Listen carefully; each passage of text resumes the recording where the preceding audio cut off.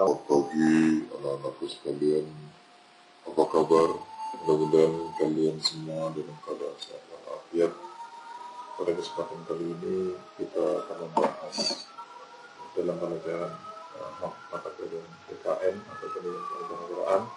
Kita akan melanjutkan subbab yang kemarin, lanjutan dari masih di bab 3, lanjutan dari subbab yang kemarin, yaitu tentang melaksanakan prinsip-prinsip kedaulatan sesuai dengan Undang-Undang Dasar Negara Republik Indonesia tahun 1945. Ya. Yang pertama kita akan membahas tentang perkembangan demokrasi di negara Republik Indonesia. Ya. Bagaimana perkembangan demokrasi di negara Republik Indonesia itu? Tentunya terjadi pasang surut dari masa kemerdekaan sampai hari ini, sampai saat ini. Ya. Dalam perkembangannya demokrasi Indonesia itu terbagi menjadi beberapa fase. Ya. Dalam pelaksanaan demokrasi di Indonesia itu terbagi menjadi beberapa fase. Mari kita lihat. Yang pertama adalah fase di mana demokrasi parlementer itu berlangsung. Ini tahun 1945 sampai 1959. Pada periode ini, terutama pada kurun waktu tahun 1945 sampai tahun 49. Ya. Menurut Undang-Undang Dasar Negara Republik Indonesia tahun 1945, demokrasi itu harus dilaksanakan, yang harus dilaksanakan adalah demokrasi Indonesia dengan kabinet presidensial. Namun pada pelaksanaannya, dengan dikeluarkannya maklumat pemerintah tanggal 14 November 1945, itu berubah menjadi demokrasi parlementer. Berlakulah Undang-Undang Dasar Republik Indonesia Serikat tahun 1949, di mana Indonesia dibagi dalam berbagai negara bagian dan beberapa negara bagian, seperti di Amerika Serikat. Jadi dibagi menjadi beberapa negara bagian. Ada Florida, ada Pennsylvania, dan lain-lain. Indonesia waktu itu dibagi juga menjadi negara dengan sistem demokrasi liberal, jadi negara bagian Republik Indonesia Serikat. Ada serikat. Tentunya pemerintahan pada saat itu dijalankan oleh Perdana Menteri. Presiden pada saat itu hanya sebagai lambang negara saja.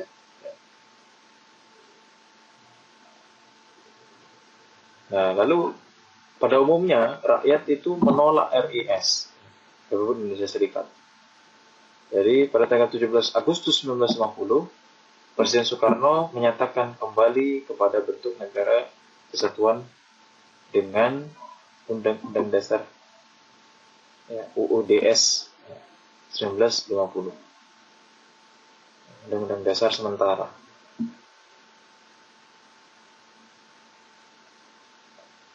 Pada masa pemberlakuan UUDS 1950, demokrasi parlementer itu masih tetap dipertahankan. Namun pada kenyataannya demokrasi ini tidak cocok dengan bangsa Indonesia itu sendiri, karena menimbulkan silih bergantinya kabinet, pembangunan tidak lancar, kemudian ada partai-partai yang mementingkan kepentingan partai dan golongan. Itu sangat membahayakan bagi kehidupan bangsa Indonesia.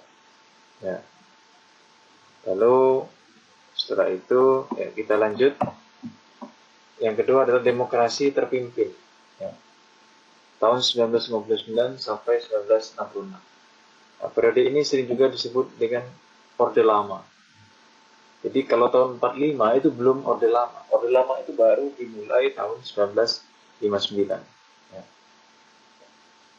Undang-Undang Dasar yang digunakan adalah Undang-Undang Dasar Negara Republik Indonesia tahun 1945 dengan sistem demokrasi terpimpin. Menurut Undang-Undang Dasar Negara Republik Indonesia tahun 1945, Presiden itu tidak bertanggung jawab pada DPR. Presiden dan DPR berada di bawah MPR. Nah, pengertian demokrasi terpimpin pada sila keempat Pancasila yaitu dipimpin oleh hikmah kebijaksanaan dalam permusyawaratan perwakilan. Akan tetapi Presiden Soekarno pada saat itu menafsirkannya berbeda, ya. Ya, menafsirkannya berbeda. Jadi beliau menafsirkan terpimpin itu pimpinan terletak pada tangan pemimpin besar revolusi. Jadi beliaulah yang memimpin, yang memiliki kedaulatan penuh, ya, memiliki wewenang penuh. Dengan demikian pemusatan kekuasaan itu ada di tangan presiden. Nah, terjadinya pemusatan kekuasaan di tangan presiden itu menimbulkan penyimpangan dan penyelewengan terhadap Pancasila. Ya. Ada penyelewengan terhadap Pancasila dan Undang-Undang Dasar Negara Republik Indonesia tahun 1945.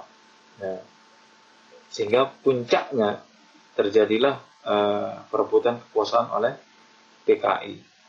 Ya. Masih ingat ya, kemarin baru kita mengingat kembali, yaitu tanggal 30 September tahun 1965 atau G13 PKI, yang merupakan sebuah kisah kelam, ya, atau catatan hitam bagi bangsa Indonesia. Ya. Nah, selanjutnya yaitu demokrasi Pancasila. Demokrasi Pancasila periode tahun 1966 sampai 1998. Ya. Nah, periode ini kita kenal dengan sebutan pemerintahan Orde Baru yang bertekad melaksanakan Pancasila dan Undang-Undang Dasar Negara Republik Indonesia tahun 1945 secara murni dan konsekuen. Memang benar, pada periode ini benar-benar terasa ya penegakan pelaksanaan Pancasila, ya, itu benar-benar dilaksanakan, ya. Nah, pada periode ini secara tegas dilaksanakan sistem demokrasi Pancasila dan dikembalikan fungsi lembaga tertinggi negara sesuai dengan amanat Undang-Undang Dasar Negara Republik Indonesia tahun 1945. Ya. Demokrasi Pancasila itu berpangkal dari kekeluargaan dan gotong royong, sehingga dapat dirumuskan bahwa demokrasi Pancasila itu berarti kedaulatan rakyat yang berdasarkan kerakyatan yang dipimpin oleh hikmah kebijaksanaan dalam permusyawaratan perwakilan. Dengan didasari nilai-nilai ketuhanan, dengan menjunjung tinggi nilai-nilai kemanusiaan, yang adil dan beradab, demi persatuan dan kesatuan bangsa. Untuk menciptakan keadilan sosial bagi seluruh Indonesia. Nah, itu cita-cita Pancasila, ya. Bagaimana supaya kita ini pada akhirnya mendapatkan keadilan sosial. Dalam demokrasi Pancasila, ya, musyawarah untuk mufakat itu sangat diharapkan, karena setiap keputusan dalam musyawarah itu hendaknya dapat dicapai dengan mufakat. Tetapi bila tidak mencapai mufakat, maka pengambilan keputusan dapat ditempuh melalui pemungutan suara, ya, atau voting, gitu ya. Nah, dalam pelaksanaannya sebagai akibat dari kekuasaan dan masa jabatan presiden yang tidak dibatasi periodenya. Jadi pada masa ini tidak dibatasi, ya, masih belum dibatasi. Kalau sekarang kan kita dibatasi 2 periode itu maksimal atau 10 tahun. Ya, jadi 5 tahun masih boleh ikut lagi. Nah, pada saat itu memang dibatasi satu periode itu 5 tahun. Tapi tidak ada pembatasan maksimal berapa periode. Tidak ada. Pokoknya dipilih lagi selama 5 tahun, maka dia sebagai mandataris. Kemudian dipilih lagi 5 tahun, mandataris lagi. Maksudnya menjalankan lagi 5 tahun berikutnya. Terus seperti itu. Jika masih dipercaya oleh rakyat, maka dipilih kembali. Bisa dipilih kembali. 5 tahun terus seperti itu. Nah, kekuasaan itu menumpuk pada presiden pada saat itu, sehingga terjadilah penyalahgunaan kekuasaan lagi, ya. Karena presiden terlalu lama memerintah sehingga terjadi penyelewengan kekuasaan. Hal tersebut ditandai dengan tumbuh suburnya budaya korupsi, kolusi, dan nepotisme, ya, KKN. Lalu kebebasan berbicara dibatasi, ya, praktik demokrasi menjadi semu, ya. Lembaga negara berfungsi sebagai alat kekuasaan pemerintah. Ya, lahirlah gerakan reformasi yang dipelopori oleh mahasiswa. Nah, masuklah kita pada periode demokrasi Pancasila masa reformasi, yaitu tahun 98 sampai hari ini. Kita ini sedang menjalankan demokrasi Pancasila masa reformasi. Pada periode ini, ya, demokrasi yang dikembangkan pada masa reformasi itu pada dasarnya adalah demokrasi yang berdasarkan pada Pancasila dan Undang-Undang Dasar Negara Republik Indonesia tahun 1945 dengan penyempurnaan pelaksanaannya dan perbaikan peraturan-peraturan yang tidak demokratis. Jadi diperbaiki lagi sehingga menjadi lebih demokratis. Ya.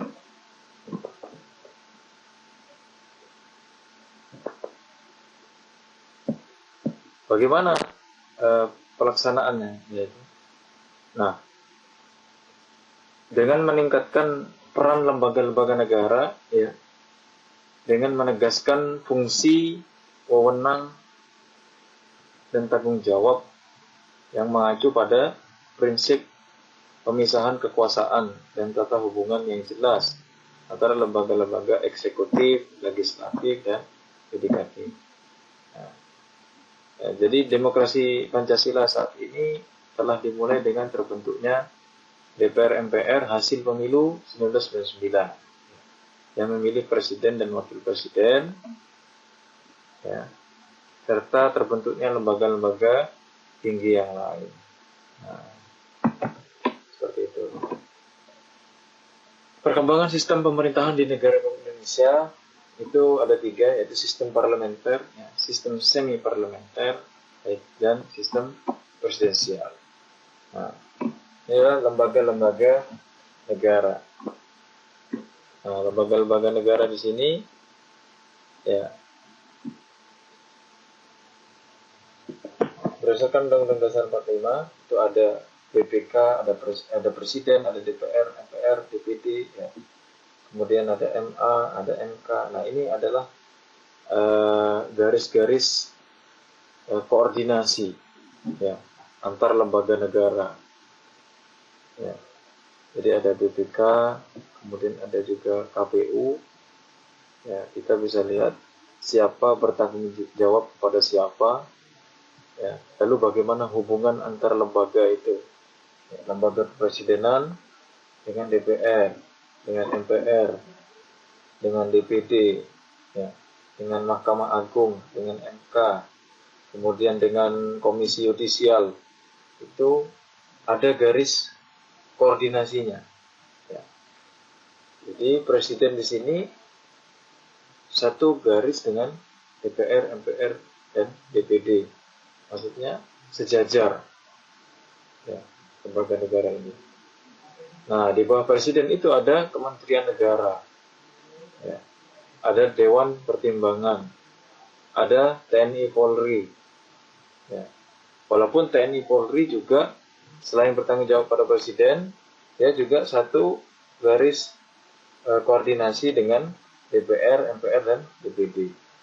Nah, di bawah presiden lagi ada pemerintah daerah, ya, yaitu provinsi yang dipimpin oleh gubernur. Kemudian juga ada DPRD.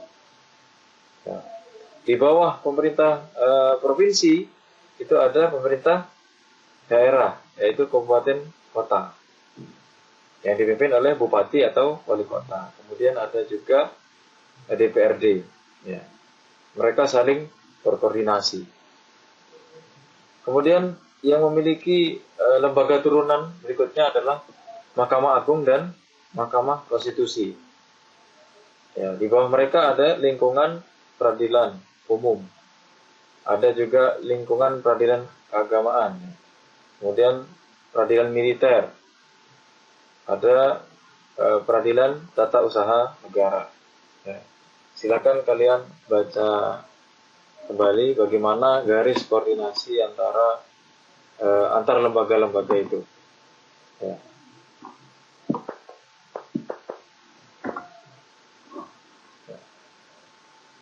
Jadi penjelasan dari lembaga-lembaga yang tadi itu adalah yang pertama ada MPR. Ya. MPR ini adalah lembaga negara yang tertinggi, ya, diatur dalam pasal 2 dan 3 Undang-Undang Dasar Negara Republik Indonesia tahun 1945. Kemudian ada Presiden, ya, diatur dalam UUD 45 pasal 4 sampai 17. Kemudian ada DPR, ya, bagaimana diatur dalam pasal 20 UUD 1945. DPR adalah lembaga negara pembuat undang-undang. Jadi undang-undang itu yang membuat adalah DPR, sehingga disebut sebagai lembaga legislatif. Kemudian ada DPD. Ya. DPD ini adalah lembaga negara yang dibentuk setelah adanya perubahan UUD 1945. Ada juga BPK. Ya. Apa itu fungsi BPK? BPK itu fungsinya adalah, tugasnya adalah untuk memeriksa. Namanya aja BPK, Badan Pemeriksa Keuangan. Jadi tugasnya adalah memeriksa, ya, pengelolaan dan tanggung jawab keuangan negara. Kemudian ada Mahkamah Agung. Apa itu Mahkamah Agung? Tugasnya yaitu lembaga yang memegang kekuasaan kehakiman. Kemudian ada juga Komisi Yudisial. Ini juga hasil dari perubahan Undang-Undang 1945, ya, setelah masa reformasi. Kemudian ada Mahkamah Konstitusi. Ini juga merupakan hasil perubahan Undang-Undang 1945. Jadi pada masa Orde Baru tidak ada Mahkamah Konstitusi. Ya. Ini hasil dari perubahan. Tadi kan sudah Ustadz jelaskan tentang perubahan-perubahan yang terjadi, yang harus diubah setelah masa Orde Baru.